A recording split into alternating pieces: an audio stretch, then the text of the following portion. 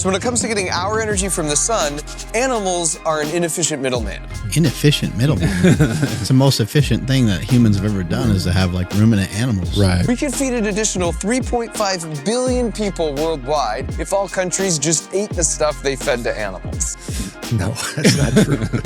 Particularly as people get richer, they tend to eat more meat. Well, I mean, good for them. I mean, if you get richer, you want to have better, higher quality nutrition. I would say for most people, removing hamburgers from your diet would probably be a really good idea. I've heard some vegans say it tastes like meat, but then you question, do they even know what meat tastes like? These burgers are better for you because they have no cholesterol. Well, I mean, dietary cholesterol is of no relevance. I think this stuff is going to go out of business. I mean, I really do. Bill Gates eating a bug burger. Is it bug?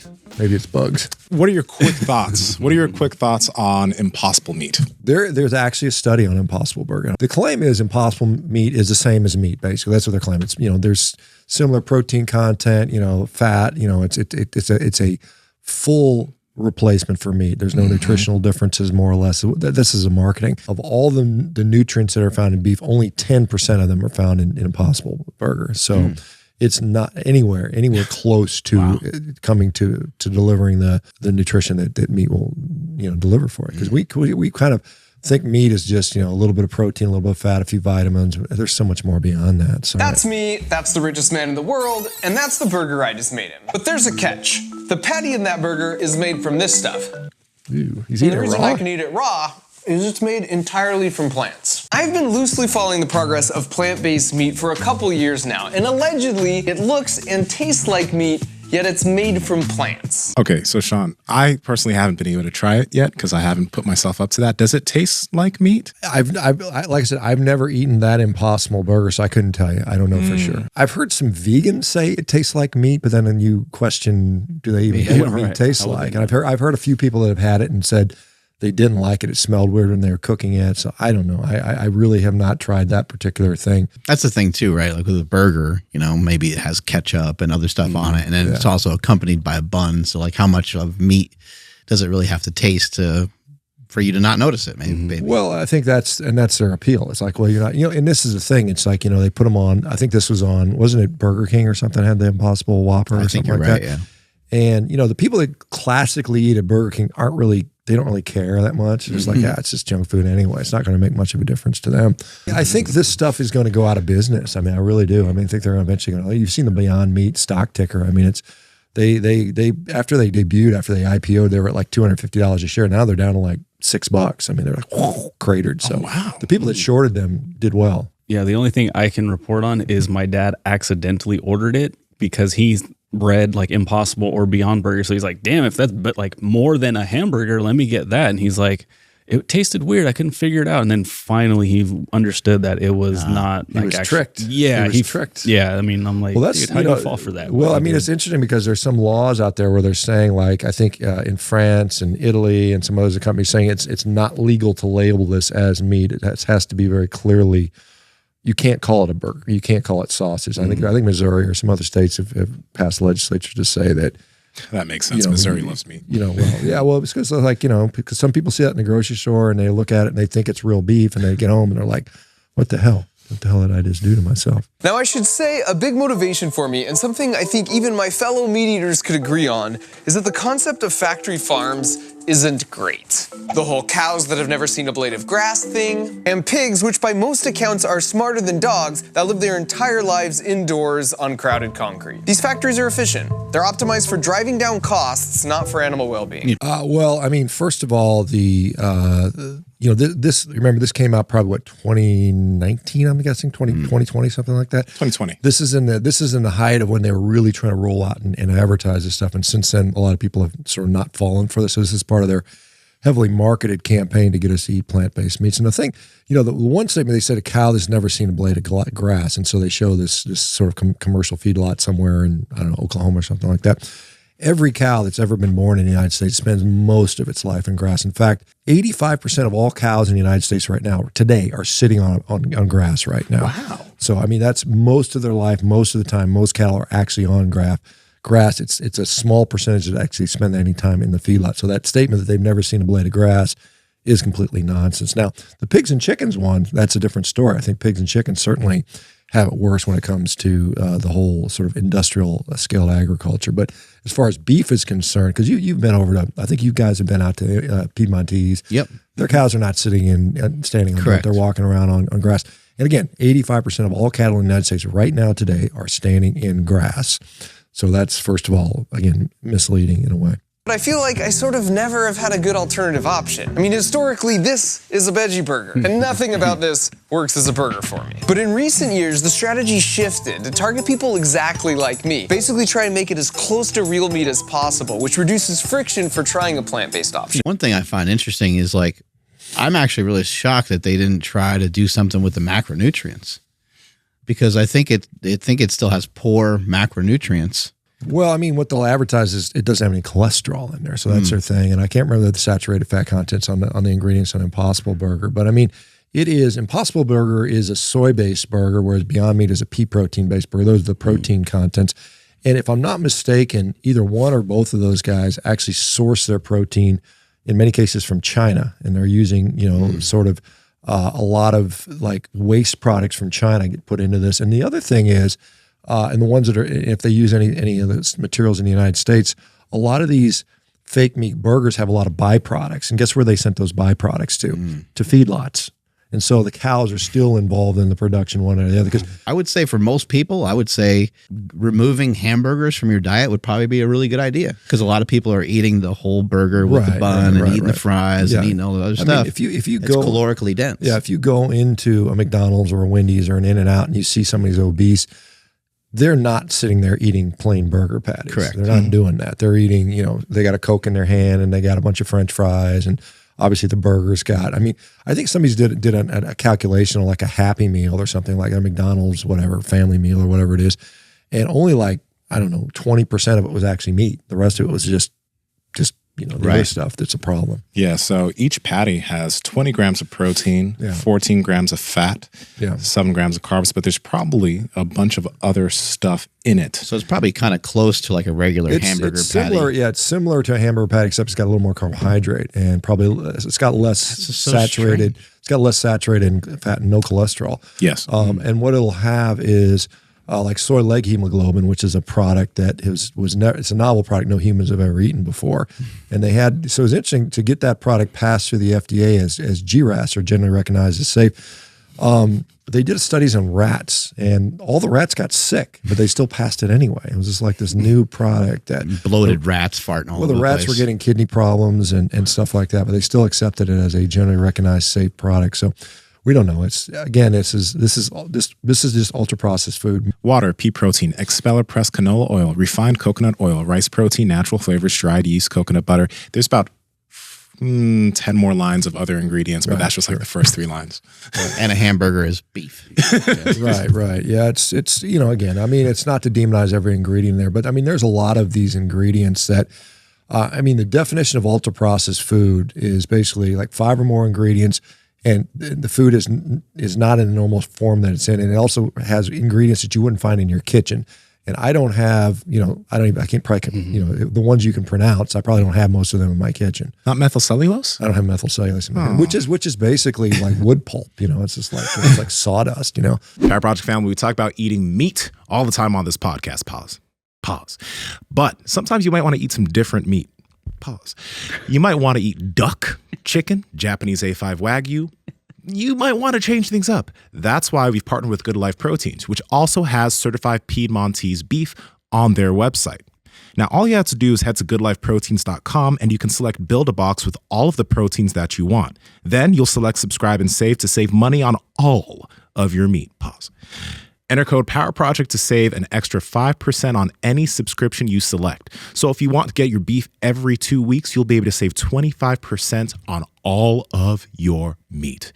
Again, that's goodlifeproteins.com. Links are in the description along with the podcast show notes. But before I officially taste it, I kind of want to know exactly what's in there. And to do that, I'm going to fly out to the 2 companies who are the leader in this space, Beyond Meat and Impossible Foods. Apparently, they work on not just the taste, but they have teams of researchers working on the texture, color, the smell, the grilling sound, even the same amount of calories and protein as a meat burger. So they have these for the color, coconut coconut and sunflower oil for the fat so it sizzles on the grill, potatoes for carbohydrates, and then these for the protein, the majority coming from yellow peas. These burgers are better for you because they have no cholesterol, but they do have saturated fat from the coconut oil, so you shouldn't think of this as healthy as like a plain salad with no dressing. Well, I mean, dietary cholesterol is of no relevance. I mean, even the USDA guidelines in 2015 said dietary cholesterol has no relevance whatsoever. It's not a nutrient of concern. So that is, I don't even know what they're complaining about that.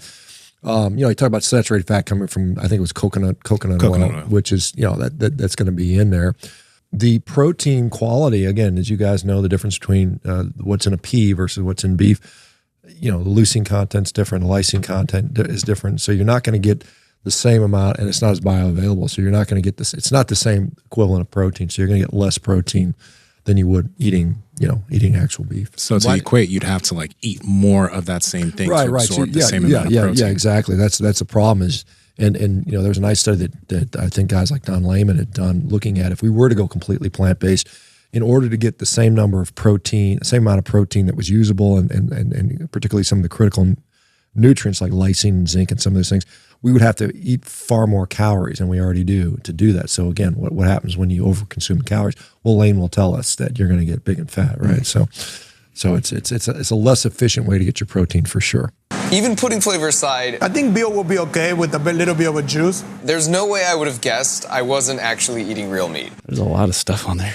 That's the interesting thing. All of us here, we eat meat, but we eat meat in absence of buns and all these other things to try to dress the meat up and make it taste good, right?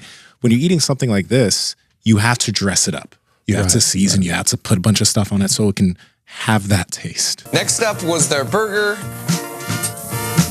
which it turns out was equally amazing. Genuinely, when you surround it with burger stuff, it's really hard to tell. I am open to giving this stuff a try, though. I have to try it because at this point, I haven't eaten it yet, right? And it's just I got to see how it tastes. The true test is, straight up burger patty by itself. Maybe just allow a little bit of salt on there and see what you prefer. My next trip was to Impossible Foods. 96% of the folks who are ordering our product are self-identified meat eaters. I'm definitely your target demo. When it delivers in that same characteristic that meat does, it really proves the point that we're providing a no-compromises alternative for those meat eaters out there to make a different choice. Shawn, what do you think are some compromises that are being made if you choose to make the switch? And no judgment if you do, but what are some compromises? Compromises with regard to? Nutrients. Oh, if you're going to that, well, again, less bioavailability of the protein. I think obviously, I think cholesterol is an important nutrient. There are studies out there showing, with regard to even putting on muscle, that cholesterol actually has a positive effect on that. So there's that out there. And by the way, for people listening, because some people that might be coming to this video might have seen that new documentary, "You Are What You Eat," Omnivores versus Vegans.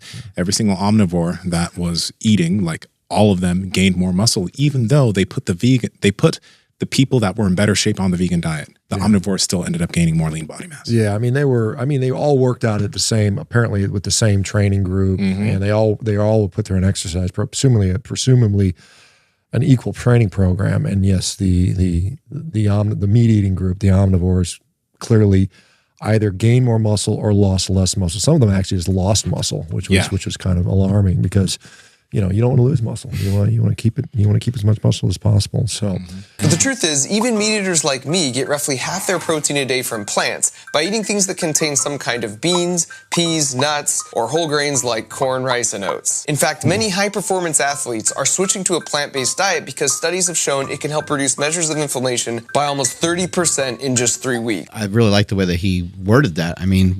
People have this push towards plant-based, but right now it seems like it's almost 50-50 as it is. Maybe it's even 60-40 in favor of plants since people eat so much processed stuff. The standard American diet, if we want to talk about that, is something like 70% plant-based right now. Again, much of it is ultra-processed food, which is really terrible. We only get something like 15 to 20% of our calories are actually coming from meat and eggs. Dairy makes a pretty big sector. Most of our animal product consumption is in the form of dairy. So I think that's a different situation. But actually, like I said, the average American eats around 2.4 ounces of beef a day, which is a very small amount. We don't get that much. And so the majority of our diet is already plant-based. We are by no means a meat-based society. We're not even close. I mean, we're you know, because you hear guys like Tom Brady. Well, he's got this TB. What is it? TB12 or something like that. Whatever his thing was, Tom Brady, TB20 or something like that. And you look at his diet, it's like he actually eats more meat than the average American. He eats more fish than the average American. He eats more eggs than the average American. The problem is, you know, because he eats, and the rest is not junk food, right? So I think a diet of good quality meat and not junk food is really a huge win, you know, and that's what we classically, you know, the Mike Robert, whoever's talking about that, you know, they're used to eating burgers and just garbage with their meat, and that's what we need to separate out. And that's why getting studies done specifically on people on carnivorous diets, which show us so much more than these mixed diets, which, you know, it just seems intuitively obvious. If you want to test meat, put people on pretty much all meat and see what happens to them. And I know what happens to them. They get healthier by and large. So if a plant-based diet is good enough for Arnold Schwarzenegger, Kyrie Irving, Lewis Hamilton, Venus and Serena Williams, Nate Diaz, and a growing butt ton of others, it's probably good enough for me and my weekly rec league soccer game. Now, athletes and plant-based diets, what are your thoughts? Well, I mean, I don't discount the fact that you can be on a plant-based diet and be a successful athlete. I think, you know, I mean, you can be a successful athlete with a number of impediments. I mean, you see like, well, I mean, you know, I mean, you see like Paralympians and things like that. I mean, I think it is and I think, you know, maybe respect to the people that do that despite being that. I mean, they listed off Arnold Schwarzenegger's not vegan, Nate Diaz is not vegan. I mean, all the people they listed off there, I can't remember all of them, but I think most of them, you know, they say like if they eat broccoli, they're on a plant-based diet or something. And I mean, you know, if they're on a standard American, yeah, they're on a plant-based diet, but Schwarzenegger is clearly not vegan. I think a lot of athletes have horrible diets too. So, you know, again, someone could be vegan or they could go whatever option. Well, I mean, you see a lot of times like in the NFL, a lot of these guys, their diet is McDonald's, and yet they're ripped and they're incredibly, you know, just genetic specimens. And then they go on like a plant-based diet for a while and they feel better. Well, you stopped eating just complete garbage. Yeah, you're going to feel better for a while. But all right, Bill. It's good to see you again. So I've been working hard in your kitchen. Perfect. And I kind of wanted to talk to you about plant-based meat, and I thought maybe we could try them out as well. Sure. And at this point in my quest, I felt like I had a pretty good lock on questions 1 and 2. So I asked him about number 3. The agriculture sector is about 18% of overall emissions, but livestock is about half of that, 18%. Wow. And almost all of that is beef. Is this like cow farts, cow burps? Slightly more burps than farts, but it's a mix. Well, I mean, first of all, Bill Gates is heavily invested in these companies, so we have to put that out there, that he actually has significant financial interest in these companies. Now, as far as the comment about cows being 18% of global greenhouse gas emissions, that was based on a 2006 study called Livestock's Long Shadow. When that was published, they did what's called a life cycle assessment. So they basically said, we're going to, you know, calculate how much emissions go into raising cattle. And they looked into everything. They looked at, you know, obviously the direct emissions, which would be the burps and some of the manure. They also looked at all the transportation it takes to take from the you know, taking the cattle to the slaughter facility, fossil fuel usage, driving it to the grocery store, the packaging, growing any of the feed products, all that. So it's called a life cycle assessment. And they compared it to transportation, where they didn't do life cycle assessments. All they did was what comes out of a tailpipe. And so it's not an apples to oranges comparison. So Frank Mitloner, who I think he's around here in Davis, they actually retracted it and said, no, it's actually 14%. We're going to lower that down. But it's actually direct emissions worldwide, it's actually 5%. So it's not 18, it's not 14, it's actually 5%. And they've never done a life cycle assessment on transportation. Because if you said, you know, we're only going to look at like, if we're going to do a life cycle assessment on cars, say, not only you got to calculate what goes out of the tailpipe, but you got to talk about all the roads that it takes to build. It takes all the steel and all that stuff that goes into constructing those things. They don't do that. So it's not an actual comparison. And so the other thing is, you know, in the U.S., when we look at our emissions, you know, worldwide numbers are different, because if you look at the worldwide numbers for, say, like Ethiopia is the number 5 cattle producing country in the world. They have something like, I don't know, 70 million head of cattle. We've got 92 in the U.S. We're number 4, by the way. India, number 1, Brazil, number 2, China, number 3, we're number 4.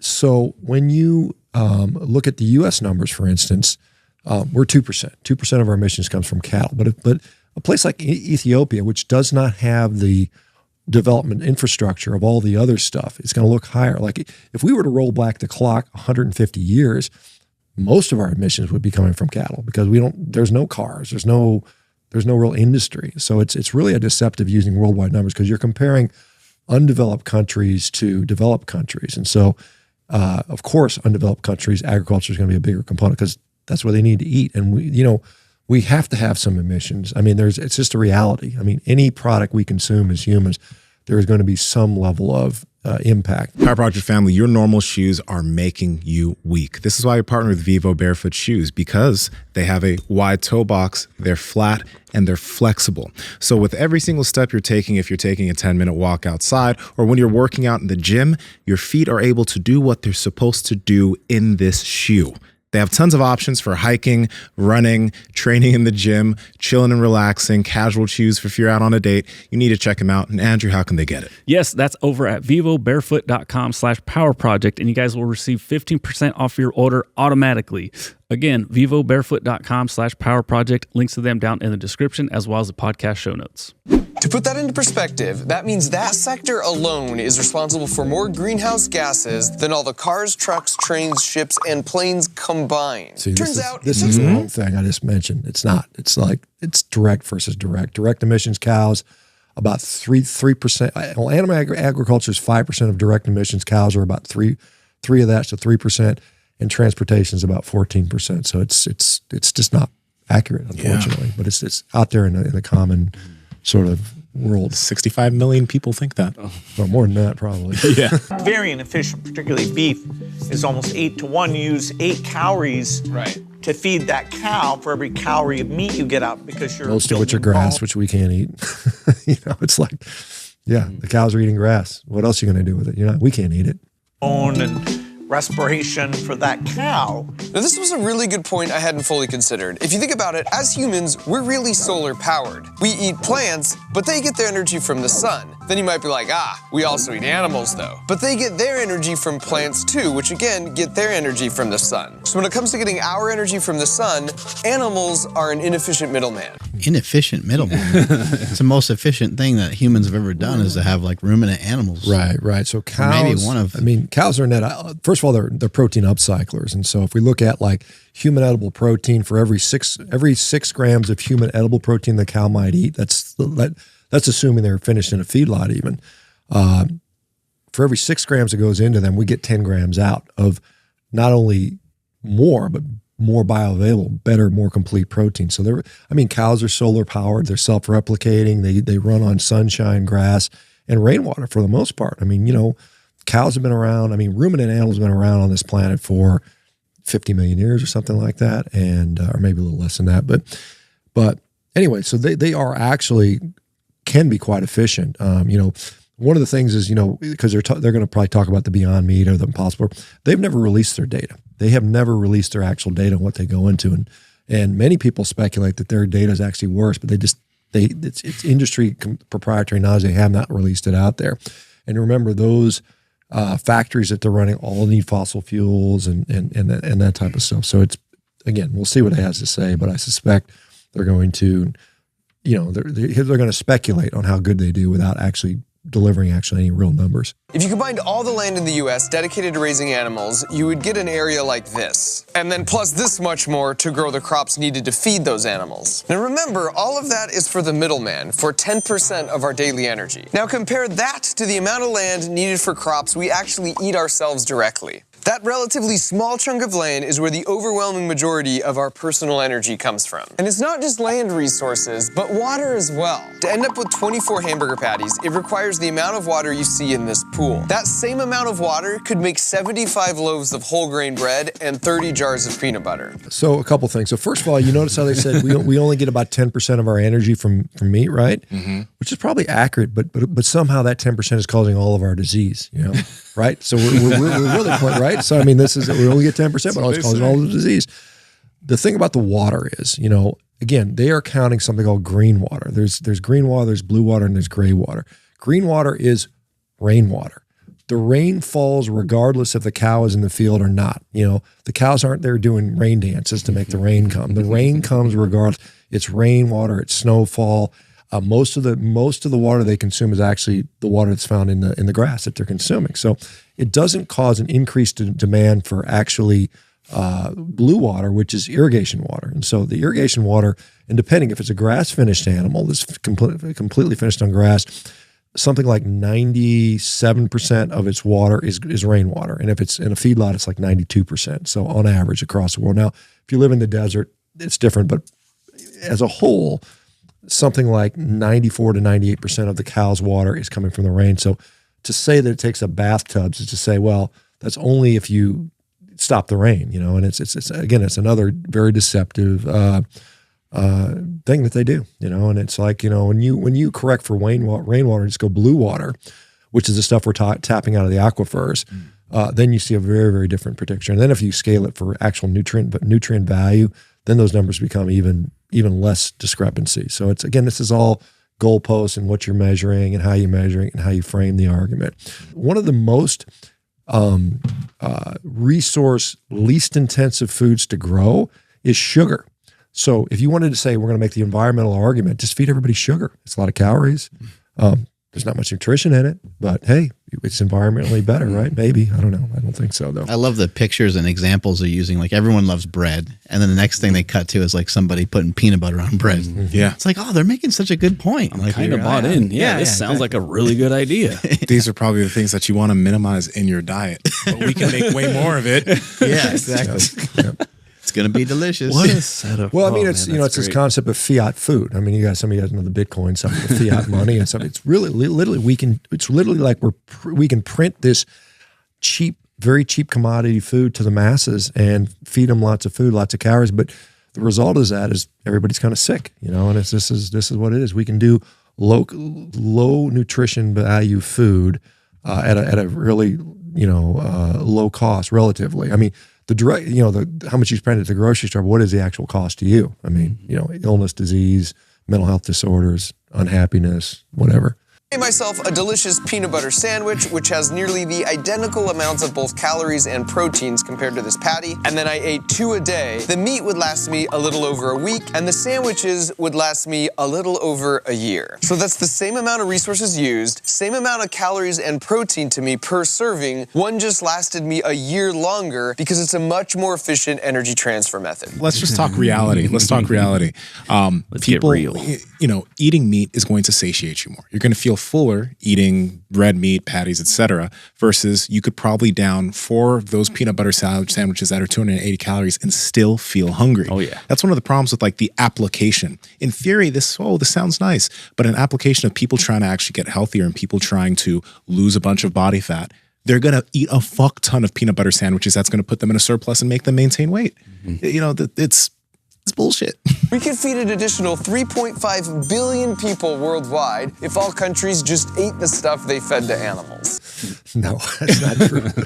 I mean, you know, again, FAO data, 86% of what a cow eats is not anything a human could eat. I mean, if you guys have ever been to a feedlot or been where you've seen what they feed cattle, and you look at there and you're like, there's no way you'd eat that. I mean, you know, it's all hay and alfalfa and a little bit of grain mixed in there. It would like hurt to eat it. Well, it would hurt to eat it, and you would never want to eat that. And again, remember, most of the agricultural products that they're feeding are not human consumptive. Like, you know, they talk about corn, a cornfield. Well, the cow eats the whole plant. We just eat the little ears of corn, and they're eating the whole thing. So I mean, it's very, very deceptive to say that. And I mean, we don't really have a food, a sufficiency problem. We have a food waste and distribution problem. We make plenty of food to feed the world, and it's not like we're going to suddenly be able to feed more people. I mean, it's still, you're still running into the same problems with distribution, storage. I mean, in the United States, we waste 40% of our food. Almost all of it is baked goods, fruits, and vegetables. I mean, it's just, that's what rots and doesn't, you know, you think about how many times you throw steaks out. Not very often, but how many times you throw, you know, wilted lettuce and bad, you know, strawberries that get mold on them. And so, I mean, again, these are very, very, you know, arguments that are very, very disingenuous and leave out a lot of information.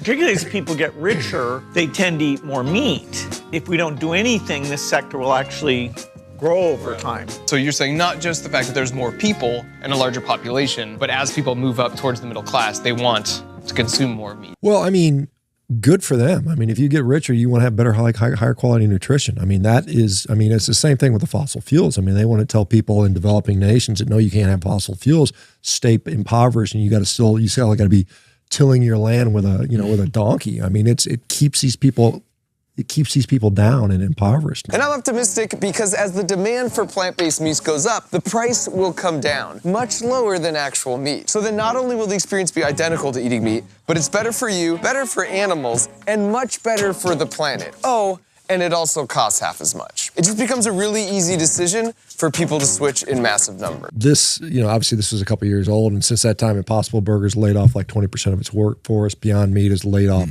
tremendous amount of what they've done. So, his assumption that the demand is going to go up, it hasn't. It's actually gone down. Guys, all right, strength is never weak. This week, is never strength. Catch you guys later. Bye. Is obesity a choice? I don't fucking know. I mean, we kind of went over that question here in this video. So is it? What do you think? You could click this video right now and then comment down below what you think. But this one might trigger you. So check it out.